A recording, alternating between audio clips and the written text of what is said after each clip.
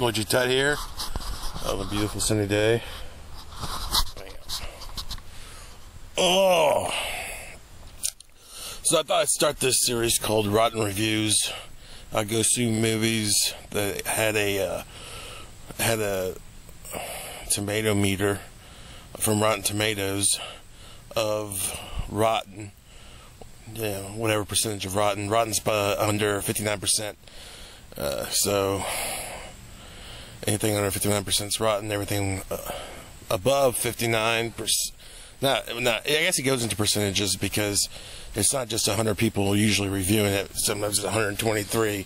So the percentage gets hacked down a bit to like an 8.9 or something. So yeah. Anyway, if it's above 59, people like it, or when it gets down to percentile, just above 59%, it's fresh. Below, it's rotten. And the movie I saw, Blended, had 14%. So it was rotten, or 14. So 14 on the scale. So yeah, Blended. I was going to read some reviews now from some critiquers about Blended.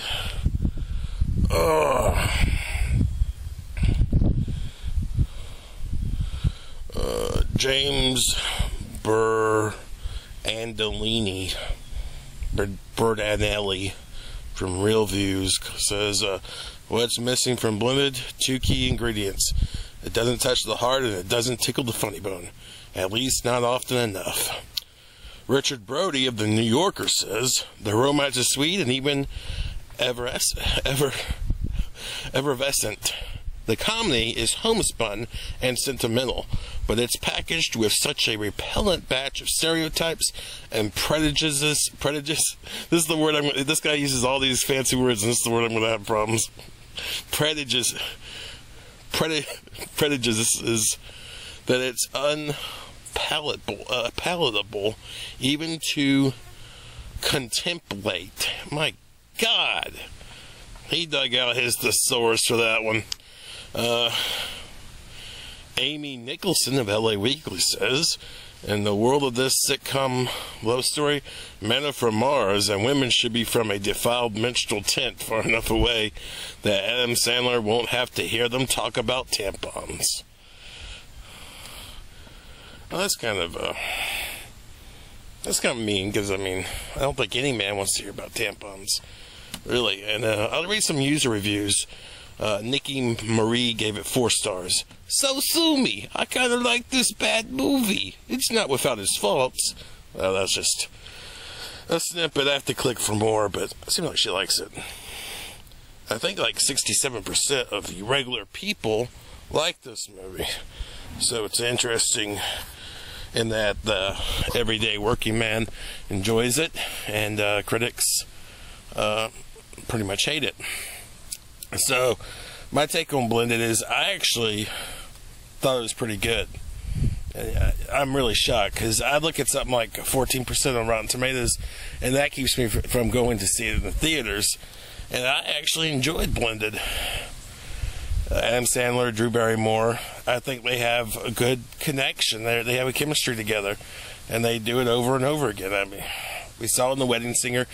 I never saw that 50 Dates movie, but I don't know, maybe I should.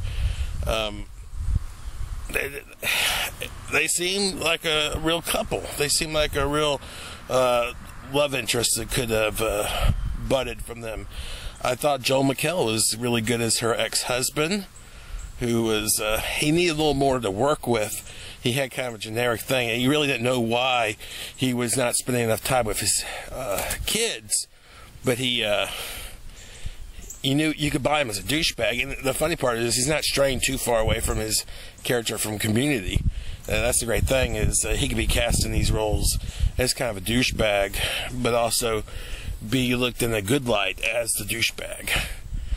I guess if you're playing Dungeons and Dragons, he could be he's like a chaotic bad or a chaotic good. I nerded myself out there. The kids were okay. They all had, like, every kid in this movie. Adam Sandler has 3 girls. Drew Barrymore has 2 boys. They all have, like, this weird niche problem that the other is able to fix, because they are able to go on this trip to Africa and fix each other's problems. Yeah. Adam Sandler has this ongoing thing with Hooters. I know it was featured in Big Daddy, and here it is again as a place where he took Drew for their first date. Do I want to go into the kids' problems? We could. Let's see. We'll start with Adam's girls. The oldest is named Larry, and it's real tomboyish. It's really generic stuff. She's all that like stuff. Real tomboyish, but trip to the salon, and she's all that. And then the middle daughter thinks she has a thing where, like, her imaginary friend is her dead mother, so she's always saying, "No, don't sit on mom," or "Don't take mom's seat." It's a lot about, get out of mom's way. You're suffocating her with your ass. And the littlest, it goes into like a demon mode where it talks, I'm possessed. Just your everyday kid problems. We all done funny voices of children, haven't we? Stupid voices. The boys was, the littlest he was hyperactive. And,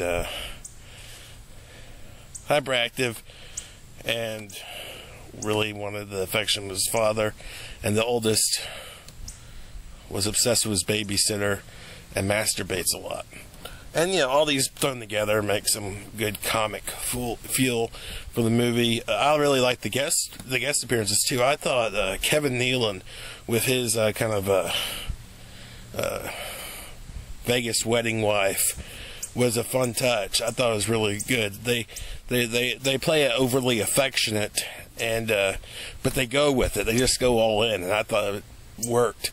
And also, Terry Crews is amazing in this film. He sings great. He just and dances. We always knew he could dance, and he could intimidate white people, but I never knew he could sing. He just has it. He has the big three there. So yeah, there it is. Jeez, man, it's multi-talented. Very good. Very funny. So yeah, I thought Terry Crews carried a lot of the humor just himself. There's this bit shot with Shaq. He's okay in it. He just, whenever you see Shaq, he just feels shoehorned into something, and he never really fits because he's so large and unbelievable as a Dick's employee. That's where Adam Sandler's character works in this, is Dick's Sporting Goods. So yeah, and also the mother from the girl. Alright, she's from Reno 911. She, the blonde bombshell from that, and also she's the mother in Goldberg's. Played Drew Barrymore's friend and the co-worker. So yeah, I thought they worked, and to me the humor, it works on two levels. Like most of old school Adam Sandler movies, like Adam Sandler, he would say something funny in Billy Madison or Happy Gilmore, and then it would be followed by a crazy joke, like a completely out there joke, a non real life joke, just fun, like Adam Sandler thinking that Miss Vaughn is cheating on him with a penguin, and then at the very end of that movie, Billy Madison, the penguin runs off with Chris Farley. It's insanity. He's like, "Oh, I see. You have a visitor. Oh, I'll just get going then. Well, goodbye, Miss Vaughn." It was hilarious. And then you just do like a weird one-liner. You pinch a kid's cheeks because he's overly chubby. It works. It's funny. That's real life, but it's mixed with this outlandish stuff, and that's what this movie is. It has a lot of outlandish stuff, a lot of weird sight gags. I mean, some stuff that hit. Like, I know the guy who's like their tour guide gets on a four-wheeler and runs head on into an old lady, and a man dressed in drag doing stunt work jumps off and rolls and survives the crash. It was just goof. That was just out there, but that was just one of the few things it did not hit. I don't know what happened, because to me, this is like a kind of a family version of those earlier Adam Sandler movies. Maybe he's just he's been so far on the road of not caring about his movies and just doing crap that people just think everything he puts out now is crap. And that's bad. That's sad. I know I went to the theaters and I saw, I now pronounce you Chuck and Larry. It was awful. It wasn't funny at all. I really hated it. But this isn't that. This is actually, I thought, a good nod to a lot of the early humor of Adam Sandler. And if you get a chance to watch it, especially if you have a family and something that's not too out there when it comes to violence and sex, give it a try. I mean, it has tropes. It's full of tropes. There's, like I said, the tomboy getting the makeover and being hot, but they played that actually really well, I thought, because they obviously had the rights to 3 songs. And they would show different people seeing this girl doing a runway walk to the table, and to the one that did it, it was like a thing. It was a green with you song, like You Go Girl song. I forgot what it was. And looking at the boy, it's like, oh, she's so sexy song, like a lusty song. And then, but the funniest part was you go to the dad of the daughter, who, everyone. Yeah, it is just, all fawning over. And his song, and when it goes to him, it's the end of the world as you know it. It's R.E.M. And it's great. I thought it was a pretty good side gag. It was funny. And they reused that again, and then they had a little twist with a older Asian or East Indian woman who's chubby, and she looks at the woman, and Katy Perry's I Kissed a Girl comes on. And then her husband punches her in the arm. It works. I thought it worked. It was funny. It was cutesy. Yeah, full of tropes. Man licking on the tampon aisle. Stuff like that. But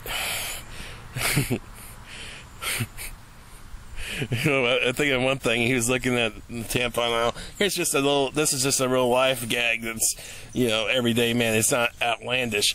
He's looking there and he sees poise pads. And he says, "Pussy?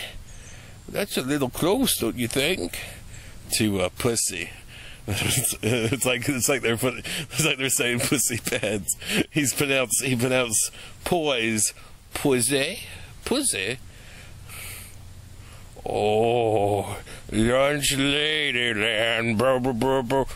Lunch lady, and the lunch lady comes to me and says, "Eat this bowl of sauerkraut to help your health." Yeah. I think people will get a kind of an old school Adam Sandler vibe from this movie. It's only 14% on Rotten Tomatoes, and I thought it was pretty good. Now, it's weird. I can't rate. If I rated it myself, it'd be like if I was 100 and so people, because people just said up or down. They didn't do they didn't themselves say, oh, it's this good or that good or that good.